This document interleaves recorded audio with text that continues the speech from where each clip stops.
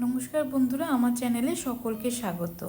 একটা নতুন রান্নার ভিডিওর সঙ্গে আবারও হাজির হয়ে গেলাম। আজকে আমি বানাবো দারুণ স্বাদের উচ্ছে চচ্চড়ি। বানানো খুবই সহজ, আর গরমের দিনে আমাদের বেশি তেল মশলা খাবার খেতে ইচ্ছে করে না, তাই এইভাবে উচ্ছে চচ্চড়িটা বানিয়ে নিলে কিন্তু বেশ ভালো লাগে খেতে। প্রথমেই গ্যাসেতে একটা কড়া বসিয়ে নিয়েছি, দিয়ে দিলাম 4 টেবিল চামচ সর্ষের তেল। একটা বাটিতে নিয়ে নিয়েছি 1 চা চামচ সর্ষের গুঁড়ো, মানে প্যাকেটে যে সর্ষে গুঁড়োটা পাওয়া যায় সেটা। তার মধ্যে 1/4 টিস্পুনের মতো নুন দিয়ে ভালো করে মিশিয়ে দিয়ে রেখে দিলাম।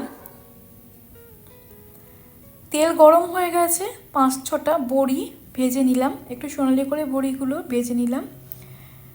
এবার তেলের মধ্যে দিয়ে দিচ্ছি ফোড়নে সাদা সর্ষে এবং 5 ফোড়ন, 1/2 চা চামচ করে দিলাম, আর দিয়ে দিলাম একটা শুকনো লঙ্কা। ফোড়নটা তেলটা গরম আছে, ভাজা হয়ে গেছে, আর বেশিক্ষণ নাড়াচাড়া না করেই দিয়ে দিলাম কেটে রাখা উচ্ছে। এখানে আমি 2টো বড় সাইজের উচ্ছে ব্যবহার করেছি। বেশি পরিমাণ তরকারি যদি করতে চান তাহলে কিন্তু আর একটু বেশি পরিমাণ উচ্ছে এবং অন্যান্য আরও সবজি ব্যবহার করতে হবে। উচ্ছেগুলোকে একটু নাড়াচাড়া করে নিলাম, মানে আধ ভাজা করে নিলাম। তারপরে দিয়ে দিলাম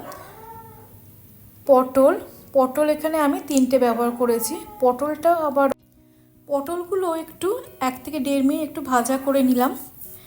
পটল আর উচ্ছে ভাজা হয়ে গেলে দিয়ে দিলাম একটা মিডিয়াম সাইজের টুকরো করে কেটে নেওয়া আলু, 6 থেকে 7 টুকরো বেগুন এবং 8 থেকে 10 টুকরো দিয়ে দিলাম কুমড়ো। এখন গ্যাসের ফ্লেমটা একটু হাই করে দিয়েছি। সব সবজি একসাথে 1 থেকে 1.5 মিনিট একটু ভেজে নেব। সবজি ভাজার সময় দিয়ে দিলাম স্বাদ মতো নুন এবং পরিমাণ মতো হলুদ, 1/2 চা চামচের থেকে একটু কম হলুদ ব্যবহার করছি। সব শেষে একটু কাঁচা তেল অ্যাড করবো বলে তেলের পরিমাণটা কিন্তু একটু কমই রাখছি প্রথমে। হলুদ আর নুনটা খুব ভালো করে সবজির সঙ্গে মিশিয়ে দিয়ে আবারও 1 মিনিট একটু সবজিগুলো ভেজে নেব।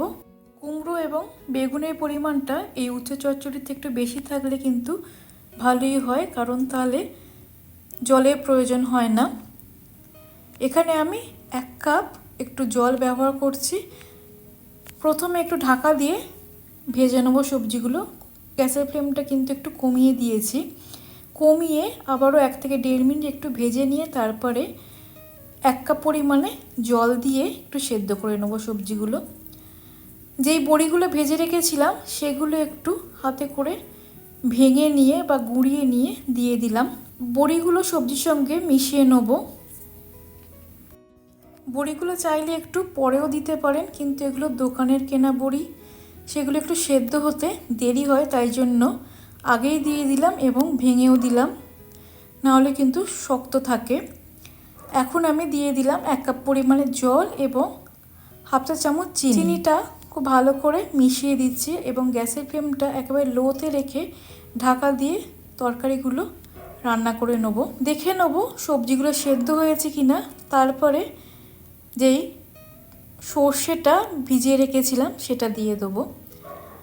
সবজিগুলো সেদ্ধ হয়ে গেছে, ভিজিয়ে রাখা সর্ষে গুঁড়োটা দিয়ে দিলাম, সেটা দিয়েও হালকা হাতে ভালো করে মিশিয়ে দিচ্ছি।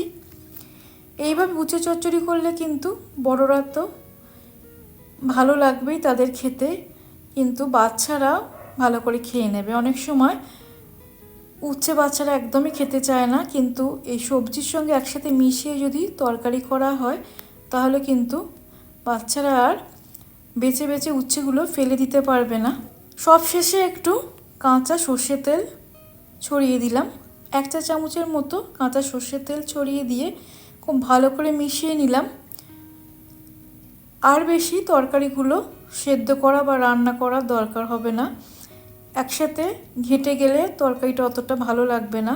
তাই জন্য এখনই গ্যাসটা অফ করে দিচ্ছি এবং স্ট্যান্ডিং টাইমে কিছুক্ষণ ঢাকা দিয়ে রেখে দেবো। 10 মিনিট পরে পরিবেশন করে নেব। দারুণ স্বাদের উচ্ছে চচ্চড়ি কিন্তু আমাদের একেবারে রেডি হয়ে গেল। ভিডিওটা কেমন লাগলো অবশ্যই কমেন্ট করে জানাবেন। ভিডিওটি ভালো লাগলে আশা রাখছি আমার চ্যানেলটিকে সাবস্ক্রাইব করে দেওয়ার জন্য। সকলে ভালো থাকবেন, সুস্থ থাকবেন। ধন্যবাদ।